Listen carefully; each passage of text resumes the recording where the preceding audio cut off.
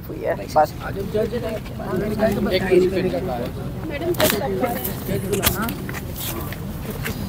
Sir वो आप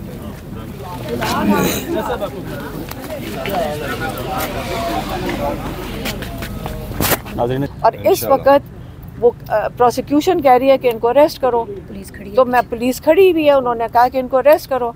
मैं कहा पहले मैं मीडिया से बात कर लूँ, फिर जेल जाने से पहले अगर उन्होंने जेल डालने के तो वो इस वक्त बेल के लिए कर रहे हैं, वो बेल नहीं कह रहे हैं। प्रोसिक्यूशन कह रही है अगर बेल भी हो जाती है तो आप इनको अरेस्ट करें। हमें भी आप रात को भी सुबह भी आप ही नजर आती है। अब नहीं आएंगे, अगर जो इनका दिल कर रहे हैं वो भी ना नजर आओ। बिल्कुल लड़ेंगे।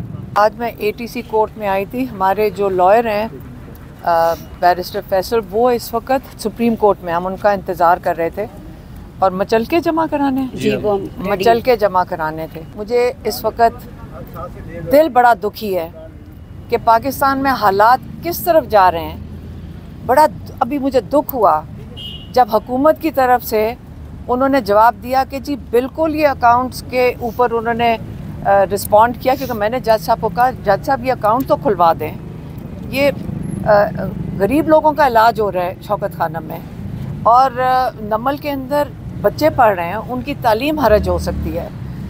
तो वो आगे से प्रोसिक्यूशन वाले कहते, रिजवान कहते जी बिल्कुल ये शौकत खानम की बोर्ड की वो सेक्रेटरी हैं आप। ये मुझे इतना गुस्सा चढ़ा इस बात पे, यकीनन गुस्सा चढ़ा है कि आजकल ये हालात हो गए हैं कि अगर आप कोई नेकी करें और आप अल्लाह ताला को राज़ी करने के लिए नेकी करते हैं और किसी को नहीं राज़ी करना चाहते, आप अपने कई साल ज़िंदगी के लगाते हैं।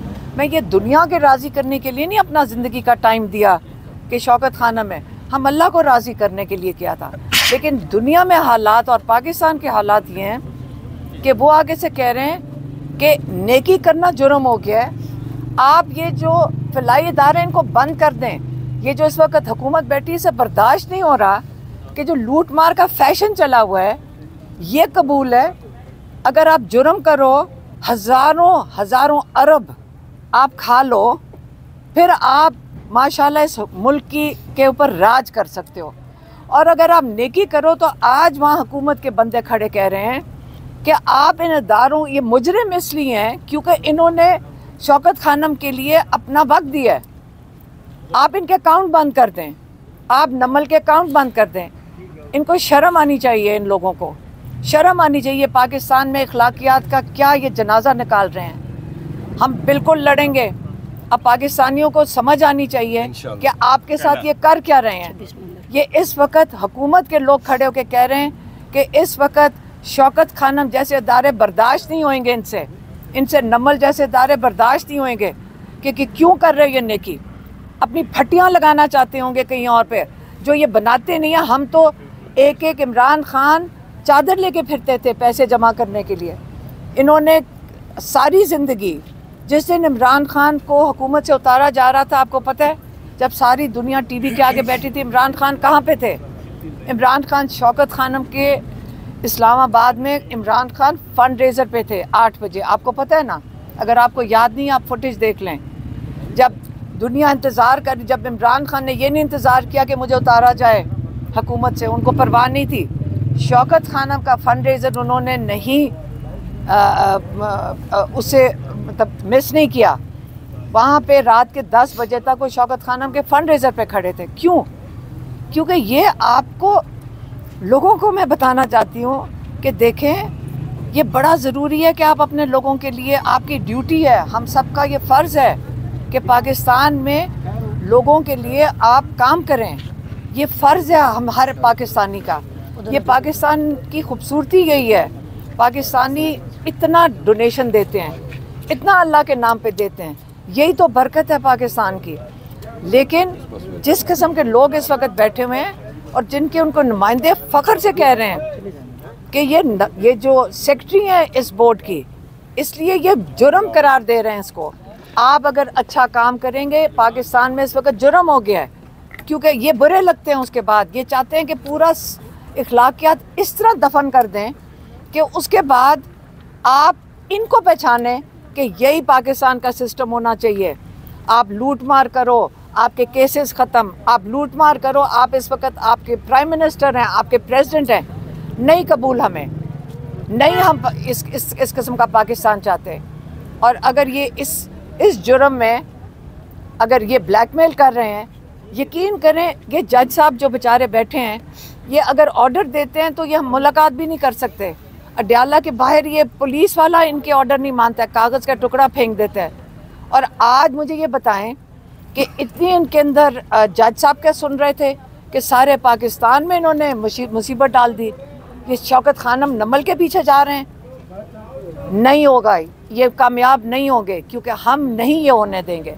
अगर इन्होंने अरेस्ट करना है, इन्होंने जेल में डालना, हम जाने को तैयार हैं। लेकिन ये जो पाकिस्तान के लोगों के इदारे हैं, इनके ऊपर हाथ नहीं डालेंगे। और पाकिस्तानियों, आप लोग इनकी हिफाजत करोगे।